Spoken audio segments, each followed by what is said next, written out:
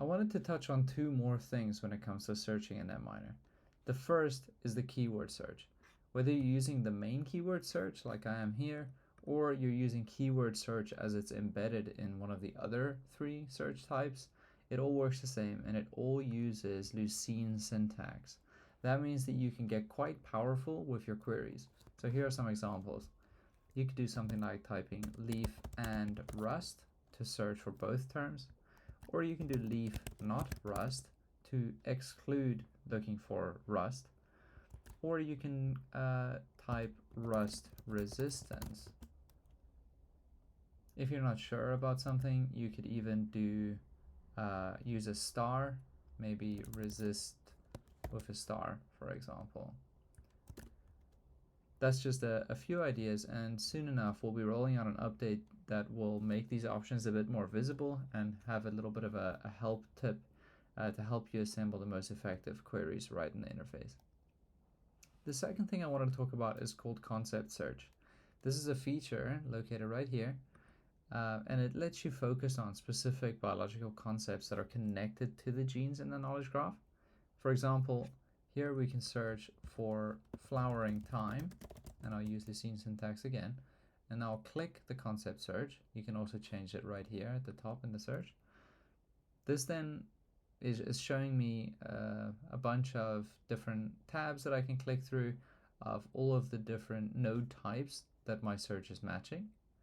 And I can click on different ones, and it functions much like the filters that we've got in some of the other views. Maybe in here I'm specifically looking for a trait called flowering time trait. So I'll click the plus, add that one in, and I can immediately see my statistics being updated here, how many genes that is going to return. Now I want to go over here and add a go term in.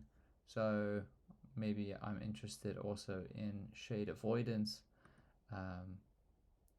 and not interested in response to long day flowering. You can also come in here and pair it with some more keyword searches in free text format. It's all up to you really. If you want to hover over them, read more about exactly what they were, remind yourself, and you can see the icon for which node type you're searching for here. You can also remove specific ones if you want to. So I'll just remove one as an example there. Now I'll run my search, and this will just lock onto those two evidence types. And so here we can see now all of these genes, and I'm not seeing anywhere there are both, probably because they are none of these genes have both of the two evidences that I have selected. But here we can see, and I can click to see and read more about exactly the same one. You'll see it's always the same one. If you wanted to see all genes, you can hop over into evidence view, and here we can see the shade avoidance and flowering time trait, those two evidences that we just selected, and we can see how many genes inside of tomato are related. I can even click the download button again, I can copy this list, or I can click it and refine my search. So I'll do that with this flowering time trait, which will then search still for my keyword filter with that trait, as well as the 16 genes that are related to it inside of my species of interest.